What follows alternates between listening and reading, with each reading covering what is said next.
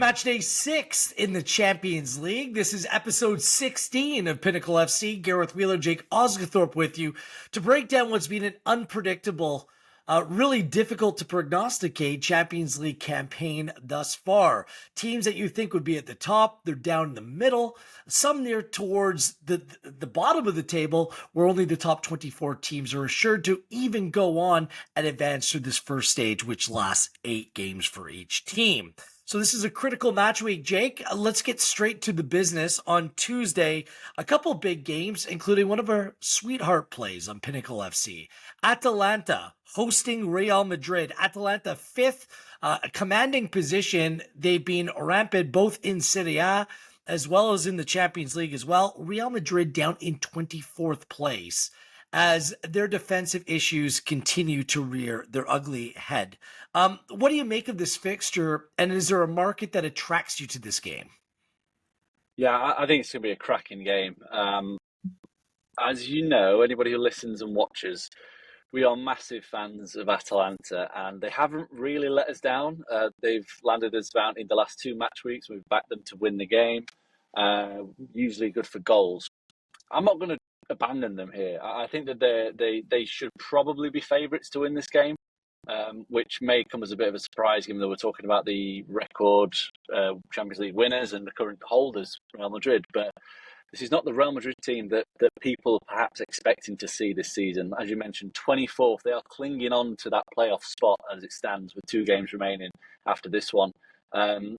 They've had 2 away games, 2 defeats without scoring. They've conceded the 7th most expected goals in the Champions League so far this campaign, which highlights, or which goes into what you were talking about, the defensive issues. They're missing key players. Carvajal, Militao, Alaba, Camavinga, Mendy, all definitely out. Vinicius Jr., Rodrigo are back in the squad. Whether they're fit enough to start remains to be seen. Bellingham is also carrying a knock, so they're massively depleted and generally just struggle away from home. 4 wins in 10 across all competitions away from home. And in Atalanta, they should probably have 5 wins from 5 in this competition. They missed a penalty against Arsenal in a game that finished 0-0. They won the XG battle 2.5 to 0.3 against Celtic in another game that finished 0-0. So they could very much, or very easily, be at the same point tally as Liverpool and be battling out for top spot. I think there's an argument to be made that they're probably the best team in Italy. And the underlying data says that's the case. So to get them as kind of, outsiders at home to a Real Madrid team that don't travel well, and being able to back them plus 0 on the Asian handicap at even money, I think that's an absolute cracking play. Yeah, I've a pro Atalanta play as well. And we should remind you, all the markets that we use are available on Pinnacle, Bet Smart, Bet Pinnacle. You mentioned it, Atalanta, 9 wins in a row, no losses in their last 14. What's incredible to me is that they've scored 2 or more goals in 9 straight games. At home in Serie A, playing in Bergamo, 22 goals in just 7 games. And in their games, they've gone over 2.5 and 4 of 5, and both teams have scored in 4 of 5. Real Madrid, meanwhile, defensively, they've conceded in every Champions League game thus far. And they're 9.8 expected goals against in the Champions League. Only 5 teams have a higher number in that category. So I'm going to, look, if Real Madrid can come out and really punish Atalanta in their attacking ways, and they can score a couple goals, that's the only way through for Real Madrid for me. And what's looking to be more and more of a must-get-a-result type of game, but I think it's going to be have to be high-scoring in nature. So I'm going to back Atalanta over their team total in goals of 1.5 goals at plus 112. It's actually come down from last night from plus 118. Again, make it 10 in a row, 10 games where they've scored 2 goals or more, and that bet plays. So I love that play. It's one of my favorite plays of the match week as well. We should move to Germany and stay with another top Serie A side as Leverkusen hosts Inter. These 2 teams look very much the real deal in this competition. Leverkusen aside, their trip to Anfield, which was a nightmare, 4-0 was the final in that game. They're still 6th place in the Champions League thus far. Inter is in 2nd place, and they've yet to concede a goal in this competition. Going to Leverkusen, difficult place to go. I wonder if there's a market there that you're looking at for Leverkusen Inter Milan. No, nothing for me in this one. I think if it was to have a lean, I think the goal line looks a little high. I expected to see it a flat 2.5. You get an extra quarter of goal. I'll be taking the under in that one, based on the fact that, as you mentioned, Inter don't concede many chances. They haven't conceded at all in the Champions League, and kind of don't really want to say, but a 0-0 draw suits both, doesn't it, in this kind of scenario? So that's the way I would be leaning, but no official play for me. Do you have anything in that one? Yeah, I was trying to mine for maybe potentially some value. I was flirting with Inter not to score. That comes in at plus 240. That's come way down. It was plus 270 as of Sunday night. I'm going to avoid that. Inter have scored in every game but one, but the one game they didn't score is a game kind of like this. They traveled to Man City in the Champions League and it was a 0-0 draw, and I thought that suited them fine in that game. I could see something like this play out here. I'd like both teams to score no at plus 131. Leverkusen right now, for what a really solid attacking team they are, but Afache remains out. Patrick Schick is dealing with a calf injury. So on the weekend, they play with Nathan Tella and Florian Wirtz up top. And Wirtz isn't really a 9, is he? He's kind of that secondary striker attacking player. And Tella's not that player either. So I don't think it's going to be a straightforward game for them from an attacking perspective here.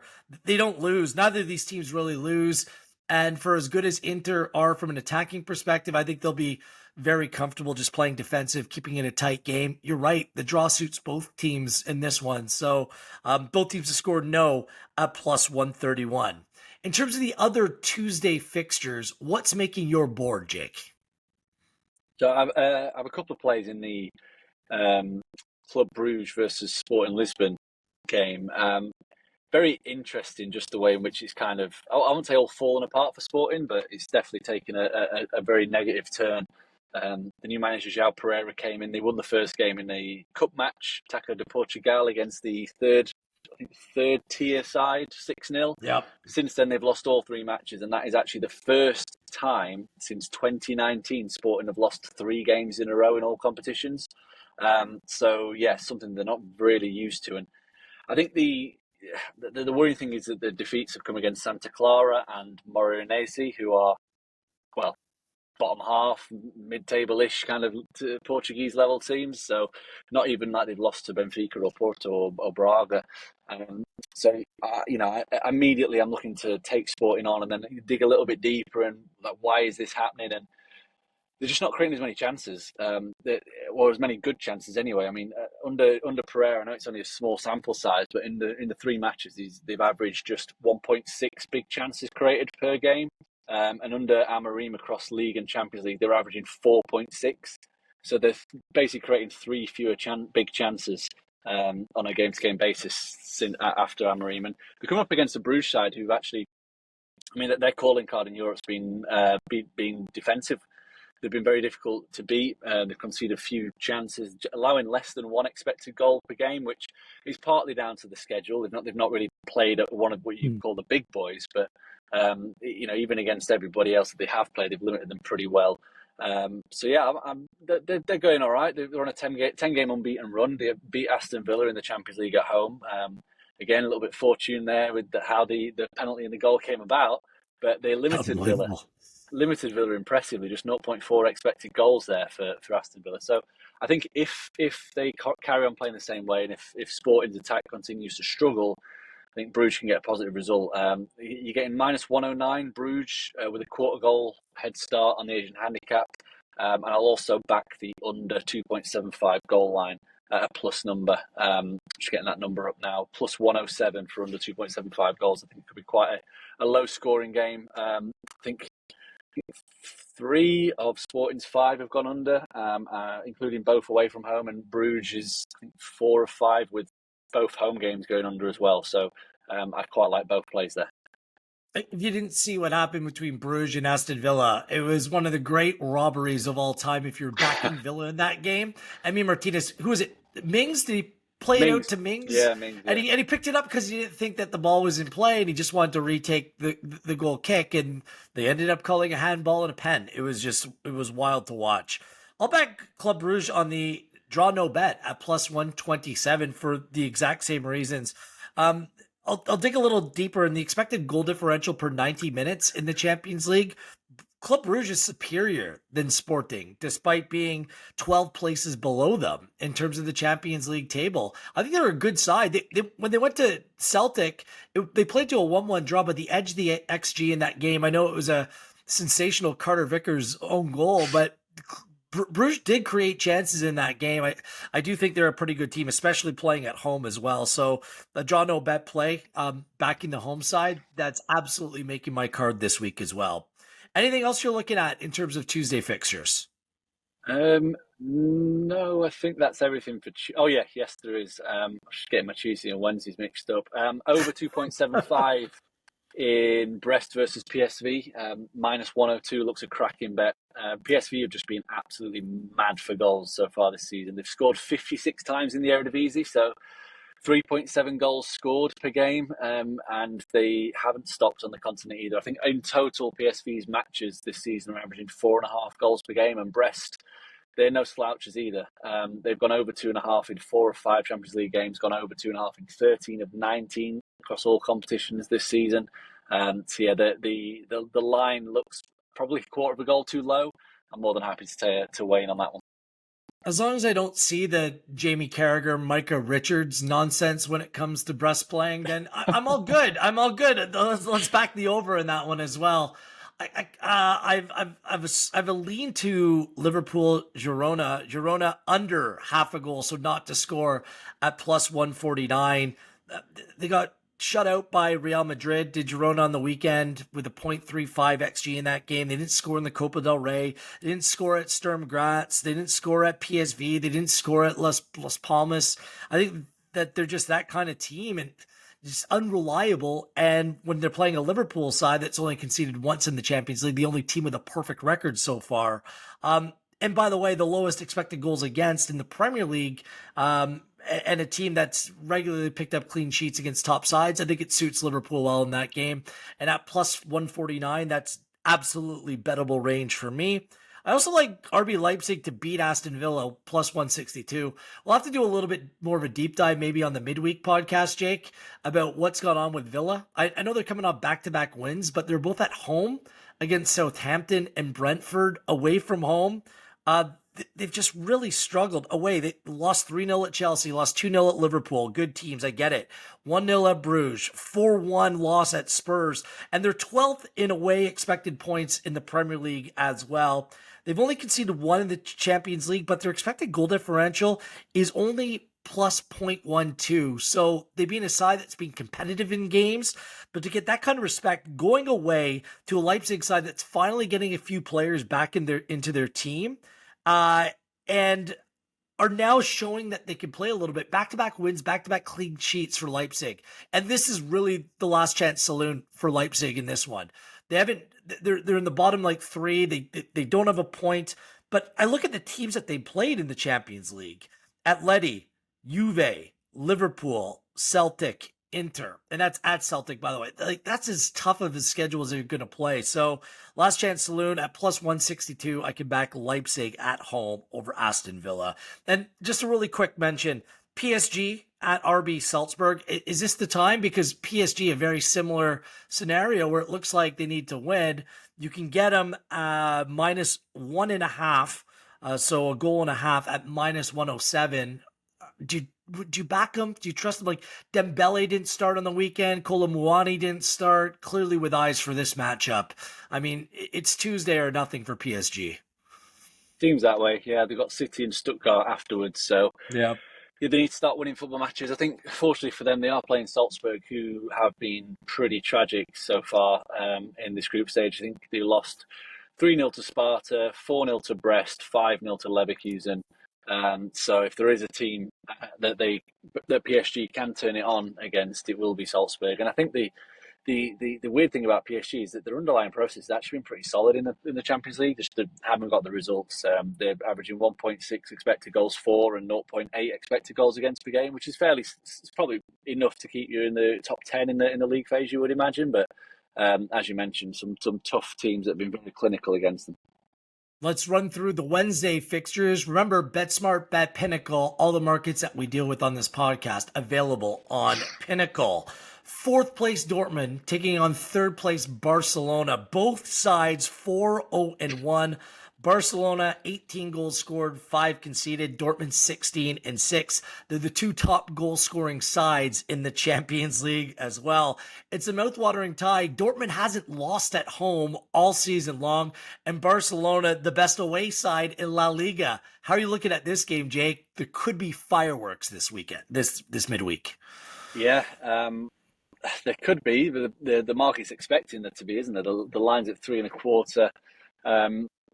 I'm not sure if this is the moment to zig when everyone's zagging and maybe take the unders, because Dortmund have shown in kind of big games recently that they can put the clamps on a little bit. And again, it's one of those games where a draw actually suits both. I know Barca will probably go there to win, but Dortmund are probably happy to take a point and move on and just consolidate and finish in that top 8. So maybe looking at the unders and just Dortmund paying Barca some serious respect to their attacking talent, because they can carve anybody open at any point. I don't think Dortmund will want to risk that. So I would be looking at maybe taking the unders, but no official play for me on this one.